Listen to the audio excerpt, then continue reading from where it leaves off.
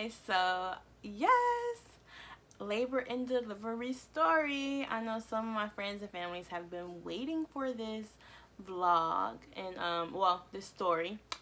Um and so if you have not checked out if you want to know pretty much like what's been going on since my baby back video, then go back to the previous video. I just uploaded another video, just a new beginnings, telling you about what's been going on, talking to you about the old videos, like the videos that I was supposed to put out prior to Faith getting here. Yes, Faith is here. Then check that video out because it'll definitely update you guys, just pretty much about like what's been going on, new beginnings, me switching my content and all that good stuff. But this video is solely on my labor and delivery story. I keep looking that way because Faith is over there, and you get to meet Faith. So let's get into it. My baby is over there smiling. Girl, what you know about YouTube? But so yeah, you guys will be able to meet baby Faith, and I think I'm gonna get her now because by the time I'm done shooting this video, okay, let's try to get it within a 10-minute frame. I think we can, if I get the video down to at least 10 minutes, then we can meet her and she won't be cranky because God, when she want to eat, she want to eat, and she just fed, but I fed her on a boob. She is still smiling. Oh my gosh. Okay, I need to focus. But guys, baby Faith is here and I'm like super excited. So let's get into this labor and delivery story. What the heck happened?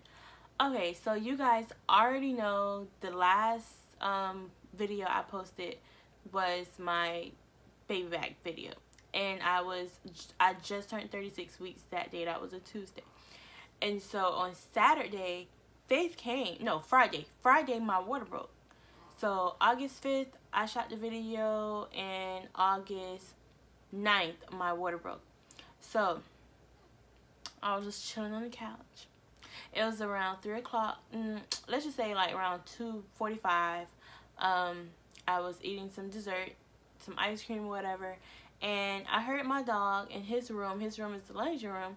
I heard him throw up, and I was like, yuck, I am not cleaning that up right now. Like, I'm going to finish my food, because you're pregnant, you take a break, go clean that up, you're not finishing. I was not going to finish my dessert. So I was like, I'm going to whatever, like, I will get that up, you know, when I finish my dessert or whatever. So like 5 minutes later, I was done, and you know, I pulled his bed out of the way, and I went and got the garbage can and the cleaning supplies and all that stuff. And I kind of like went down to clean it up, and yeah, it was this big like, okay, maybe it wasn't that dramatic, but it was enough for me to be like, wait, did I just pee on myself? I know I didn't just pee on myself. So I pulled my pants down, and it was just coming. Like, you know, if you pee on yourself, that was no pee. My water had definitely broke, and it was clear, and it was a lot. When I say it was a lot, it was from my laundry room all the way to the front door. Just big puddles, like just water, to where we had to get towels and like clean it up and all that stuff. So it was still going. Like, when I left the house, I put on a pad. My pad was soaked. I had to change another pad when I got to the hospital. Even when it was checking me, like, my water was still leaking up until she came. Yeah. So yeah, it's crazy because this whole time being pregnant, I kept saying I wanted to deliver at home and all these things, but my hospital didn't do it. My OBGYN, they didn't do it. They only, you know, you can only do it at the hospital. You couldn't do it at the house. And I kept saying, like, I want to do it at home. But y'all, when my water broke, I was like a little freaked out, because if you guys have I talked about, I don't think I talked, yeah, I've talked about it a little bit, and then I get more in depth just in case. But you know, this pregnancy, she dropped faster. Like 28 weeks, she was already dropped head down, and I was already feeling some symptoms about, like, with her coming early. And then you guys know that I have a video where she tried to come early that I recorded in the hospital. And so when my water broke, I was a little like scared because I was already 3 centimeters and 70% effaced. So when my water broke, I just knew that she was coming like that second. So I was like calling Justin, and we headed to the hospital. And when we got to the hospital, I was still 3 centimeters. Wait, when we got to the hospital, I was 4 centimeters. Yep, I was 4 centimeters. Still about 70-80% effaced. Mind you, this is Friday. Now we at the hospital around 4:30. No, around 4. Now we're at the hospital around 4. And so they admitted me. No, they checked me. Okay, yeah, her water broke. They admitted me. And now we just kind of like, waiting. So like by Friday night, I was 5 centimeters. Guys, from Friday night, they check every 6 hours. So Friday night around 12 o'clock. Um, so round so they admitted me, okay, like 4:30, and then they waited a good like 6 hours. So like around 10-11, I was a good 5 centimeters, right? So Friday night, around 10-11 o'clock at night, I was 5 centimeters. So then they checked me 6 more hours, which is the next morning, like around 6-7 that morning. I was still 5 centimeters. They kept checking me, and I kept being 5 centimeters. So during this time, they had gave me Pitocin and everything to speed up the process or whatever. I'm having contractions. I was sitting on the ball. I was doing different things. But when the morning nurse came in, the Saturday morning nurse came in, early morning nurse, she noticed that the baby heartbeat kept dropping every contraction. So I had to keep changing positions and, moving around and like all of that stuff. Whew. Okay. So now we're looking at, let's just say 4 o'clock Saturday. Yeah, like 3:30, 4 o'clock Saturday evening. I'm still in labor, guys. Mind you, my water broke Friday 3:30, and now this is now Saturday around 4:30 p.m. like 24-hour range. I'm still 5 centimeters, and so okay, like what the heck? So it wasn't no need to speed anything up. We just had to monitor her heartbeat. So when they came to check me around 4:30, when they came to check me, guys, I don't know what happened. The student teacher, what do they call residents? Well, one of the students checked me, and then another OBGYN checked me right after her. And when that OBGYN checked me right after her, as soon as they walked out the door, I went to reposition myself, and like I heard this I felt like a rip or a tear, almost like she like I maybe dilated a little bit more. And so I was like, oh my gosh, have her come back in, because I think, I just tore a little bit or ripped a little bit or whatever. I want her to check me. And so she came back in and she was like, nope, you're still 5 centimeters. And so I don't know what the heck happened when she left for that second time. Literally 2 seconds later, I had this excruciating pain. Mind you, I have been 5 centimeters for like a day now. So what is it that you did, and what is it, that little tear or that rip, to where now I'm feeling pain?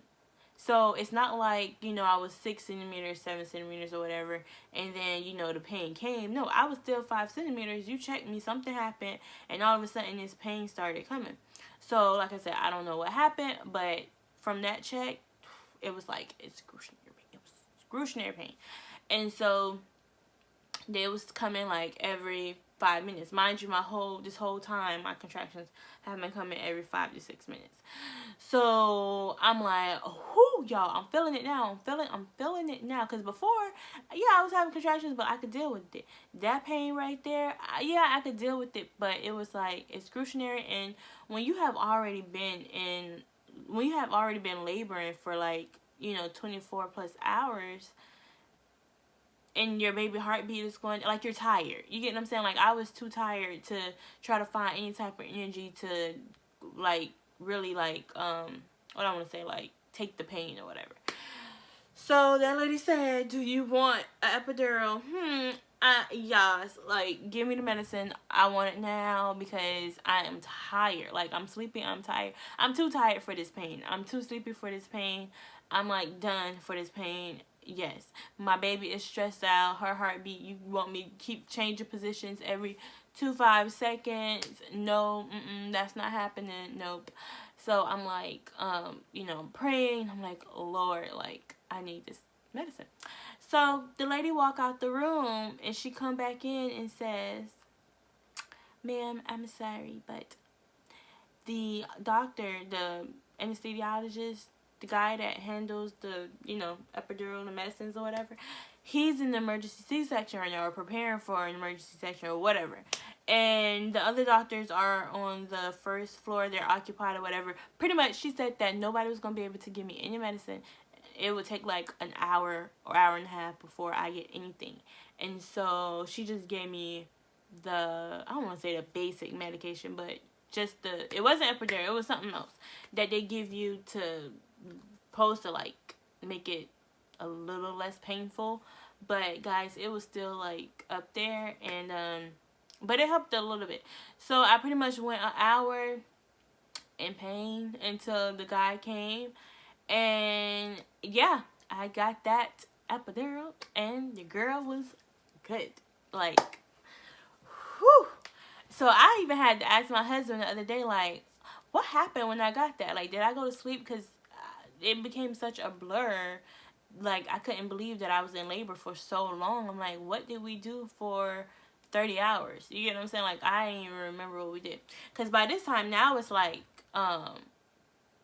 a little past. So actually, when I got the epidural, it wasn't 24 hours. It was like around 27, 28 hours. Yeah, because, nope, yep, it was around 24 because it took 2.5 hours to push her out. So I got the medication, and when I got that medicine, they came in like 4 or 5 hours later. And okay, guys, let's back that up. I'm sorry about that. So I had her 4 hours later, but like maybe like 2-3 hours later, I was already 9 centimeters. Yeah, like 9-10 centimeters. And then I had her like 4 or 5 hours later. So once I got that medication, things actually sped up, and I really feel like, because she tried to come at 33 weeks, and then I think her trying to come at 33 weeks is what made my laboring take so long. And then I feel like because I had such a long labor process, yeah, that's what made things like procrastinate even more. Like, since my water broke and her heart rate was going down, I felt like that medication for me, it sped things up because my body was able to rest and she was able to relax and all of that good stuff. And so that's what made things come, a lot faster. So she came at 9:53 Saturday, August 10th. So my water broke Friday, 3:30. I keep saying that. My water broke like Friday, 3:30, August 9th. And then she came 9:53 Saturday, August 10th. And I pushed for 2.5 hours. So let me tell you guys about my pushing experience. So my pushing experience was beautiful. Because my hospital is like a school hospital or whatever, educational hospital. So you have a lot of students there. I went through such a long laboring process. I really didn't want any students in the room with me because I was just, every time somebody came to the room prior to then, it was just so many people. And you guys remember 2 weeks earlier, I was dealing with the same thing, and it was just a lot of people in the room, and I just really just kind of like wanted to chill. So it was beautiful because my husband did voice that to the nurse, and we was the only one on the floor delivering. Everybody else was already in and out. We was the only person that they had to worry about, the only patient they was worried about. So that was beautiful. And with that being said, only like 3 people was in there at a time, and it was my nurse, it was my doctor, and it was a student. and they were super chill. They wasn't hovering over me. I wasn't pressured. I was still contracting every 5 minutes, which was a little um unexpected for the nurse, because when they checked me and they found out I was 9 centimeters, she was like, wait, what? Because she had kept increasing my potassium so that my so I can dilate closer together, because the contractions were strong but they were far. Sorry, somebody called in. So she was like, wow, like she rarely sees that. You know, usually people be like a minute 2 minutes apart, and then that's how they know that they're hitting like 9-10 centimeters, but I was still 5 minutes. So when I went to push, my contractions were still 5 minutes apart, and that took 2.5 hours to push. And guys, the pushing was good. I kept hitting that button for the medication, the epidural. So it's a button that it's a device they give you. You just keep pressing that button, and it just keep releasing the medicine in your body. And I made sure I kept pressing that thing because I didn't want to feel anything. And so we were supposed to start with practice push, but I guess I was doing really well. So the practice pushing turned into actual real life pushing, and she could not get past my pelvic bone, so we had to use a vacuum. What is it called? It's called something else. Something tool. I'll put that on the screen. But it was like a vacuum. So they did use the vacuum with her. And I explained that in a different video because I don't want this one to be super long. I explained that the experience with that one. But they used the vacuum with her. And yeah. It was a little bit intense. Of course, I couldn't feel anything, but I couldn't even feel them tugging or anything like that. I was pooping a lot. I was pooping a lot with the practice pushes. I pooped probably 2.5 hours. It was bad, and the smell was worse. And so with that being said, I was pushing really good, but she could not get past my pelvic bone. So they had to use the vacuum, and guys, it was like 100 people in that room. I wonder if my husband got a picture. It was so many people. It was like over 10 people in the room when they used the vacuum. Because now we're the only patient in the hall, and it's like, ooh, we about to use this little tool on this, patient or whatever. So everybody had to be in the room. And that's when things got a little bit, hectic. So everybody's looking at my vagina. Over 10 people was looking at my vagina. I was over here stressing about one person looking and ended up with 10 people looking. So, yes. That was a very long process. I really thought that my labor and delivery was going to be quick. I think I prayed for a quick labor and delivery, but I wasn't focused on really having one, or even about the pain, or I never really dwelled on that part. I just wanted a healthy baby and a healthy delivery and all that good stuff. So yeah, go ahead and start saying your prayers now. Be specific with your prayers now when it comes to a quick labor and delivery. I wasn't as specific. I just wanted everything to be good and healthy, but you can always be specific and ask God exactly what you want. And with my next pregnancies, I will be very specific with the type of labor and delivery that I want. When it comes to delivering a healthy baby, and want everything to be good and sufficient. So guys, that's about it. That is pretty much my labor and delivery story. And I keep looking over there because Faith has acid reflux, and the doctors and pediatricians, all of them would tell you, do not let her lay on her stomach. Do not let her lay around pillows and covers and blankets and all of those things, because it's unsafe and you want to prevent SIDS. And I'm a teacher, I work with early childhood, I work with infants, babies, all of those things, and I would tell you the same thing. Even though I had my child care center, I did not lay them on their stomach whatsoever. I don't care what was wrong with them. If I had to hold them, I would do that, but they wasn't my child to take that risk. Not that I'm taking risks with my baby, but they wasn't my kids to really take that risk.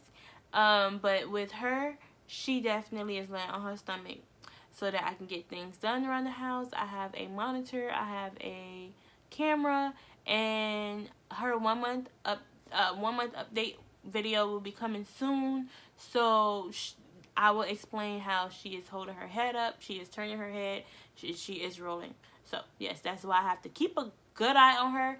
But for the most part, I honestly feel like worst case scenario, if she, had to spit up and had to lift her head up, because she know how to turn her head so good, that she would be good. But I don't take no risk with that. I still make sure that I'm keeping my eyes on her at all times. So that's why I keep looking that way, because she's on her belly and she is comfortable and she is knocked out. But I said that you guys was going to be able to meet her, so let's wake her up. Hopefully she lays back down so that I can edit this video. So I just want to make sure this video is completely over with before I get her. So guys, that is pretty much my labor and delivery story. Yeah, it was a very long process. My husband was very supportive in the best way that he could possibly be. I would definitely say mommies, I feel like, how can I say this? You're going to talk about it, you know what I'm saying? And, he may, like, the husband may say, like, oh, I don't know if I can do it. I don't know if I can look down there. You may joke around and be like, oh my gosh, you're going to be crazy. I don't want to touch you. I don't want to talk to you. I just want the doctor to do their thing, this and that or whatever. Like, yeah, you're going to have those conversations. You're going to laugh about it. You're going to joke about it or whatever. But, I'm going to tell you from experience, make sure that you have a really good conversation about the support that you're going to get from your spouse, because during that time, you don't know how this labor and delivery may go, and you want to make sure that, your support system covers A, B, and C. And so with that being said, my husband was so afraid. He's not going to admit it, but he was so terrified when those pains started hitting. You guys gotta remember, when she first tried to come 2 weeks ago, well, you guys don't remember because I didn't put the video out, but when she first tried to come at 33 weeks, I dealt with that pain good, and up until, the whole 24 hours, I dealt with that pain good. So it wasn't until the excruciating pain came, like, if you see his face, he was like, the whole time, yes. He was so, like, yeah. So he was so scared that he just kept that look the whole time. And I remember looking at him like, is he going to say something? Is he going to do something? Like, why is he just sitting there looking like that? He had that look for when the pain started coming. He had that look for the first, like, pushing kind of, and the delivery. So, yeah. We never really talked about it in depth. We just kind of like joked around about it, and some things were serious, but yeah, like I told him, like, it would have been good to like talk a little bit more, because I really didn't want medication, and I feel like, if he wasn't as like tense or afraid, that I could have possibly went through it without getting, medication or whatever. But, the medication was best because my body was up under stress, and obviously she was stressing out. But that's just a little tip. So my husband, he did a great job. He didn't leave me. He stayed at the hospital the entire time. He gave me words of encouragement, and, he did the best way he can, but he was definitely afraid, like terrified. And so with that being said,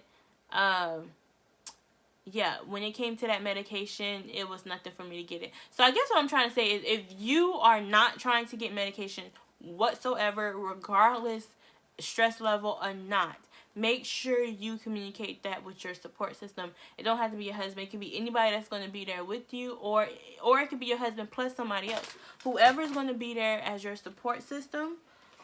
Make sure you do not want epidural. Make sure you stress that to them enough, and talk about some ways to prevent it from happening. What can they do to help you not get it?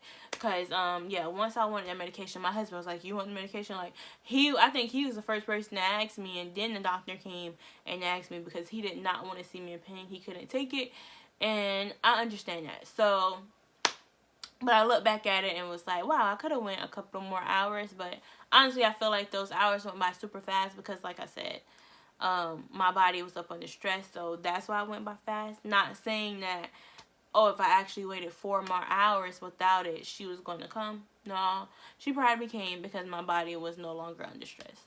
But that was just a side tip. So, during labor and delivery, husband was super supportive. He was there the whole time. And, you know, it's always good to have somebody there with you as a presence. If not your spouse or the father or whoever, somebody that's just as close with you. And then, of course, if you don't want medication or anything like that, you know, it's good to have somebody there to kind of like coach you through the process or whatever during your labor and delivery. But I thank you guys for watching this video. It's time to get baby girl, because she's going to tell you to subscribe, like, and comment below your labor and delivery experience, and if you're pregnant, your expected due date, and list some things that you are. Y'all, she is really noisy. I'm surprised she's been quiet this whole time. But list some things that you recommend during labor and delivery to help out some of the mamas that is watching this video. So let's get this baby girl. And also during labor and delivery, my hair, I had braids in my hair, but as soon as I got done labor and delivering, I mean, I kind of wanted to wash my hair and all that good stuff. So when it comes to like styling your hair for labor and delivery, I'm going to tell you to wear the most comfortable hairstyle for you. Don't worry about looking cute. Don't worry about, you know, oh, I don't want to touch my hair or whatever, because as soon as I left the hospital and like a couple of days after her, I wanted to take those braids out and wash my hair, and I ended up doing that like 2-3 weeks later. Maybe it was like, no, I actually did it like a week later. Yeah, like a week later, I took those braids out, and was it a week later? Yeah, it was a week later, and then I got them redone. That's what happened. So I took my braids out, and I got my hair redone. And so, yeah, get a comfortable, you know, hairstyle or whatever. But you're going to want to wash your hair and want to freshen up, you know, your scalp and all that good stuff. So don't worry about getting your hair done. That's another tip. But let's get this beauty. Ugh. They want to see you. Let's pull you guys closer. Alright, they're closer to us now. Y'all, she was slobbing. Oh, goodness. Okay, mama. Can they see your pretty dress? Mama. Hey, say hey, yo. Say hey, yo. Y'all, she always do these little lip things. Like, she is the queen at ducking around. Look at her little legs. Little feet. Mama. You got a cyber face.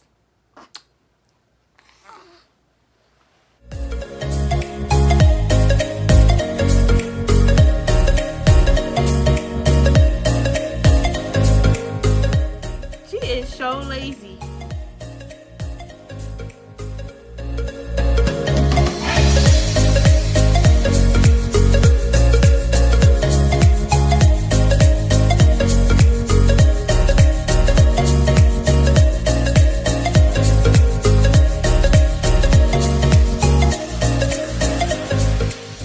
Everybody, I was sleeping and I'm still trying to sleep. So I'm sleepy and I'm still trying to sleep, and mommy, you're bothering me. She definitely looks like a mixture of me and Justin. Somehow she has my head, and she just looks just like her daddy. But she's like our little angel. And so, I thank you guys once again for watching my labor and delivery story. And make sure you subscribe, like, comment, click that bell for notifications. And I will talk to you guys soon. Say bye-bye, mama. Say bye-bye. Bye-bye.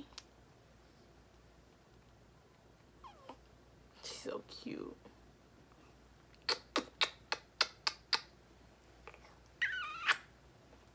Okay. Bye, guys.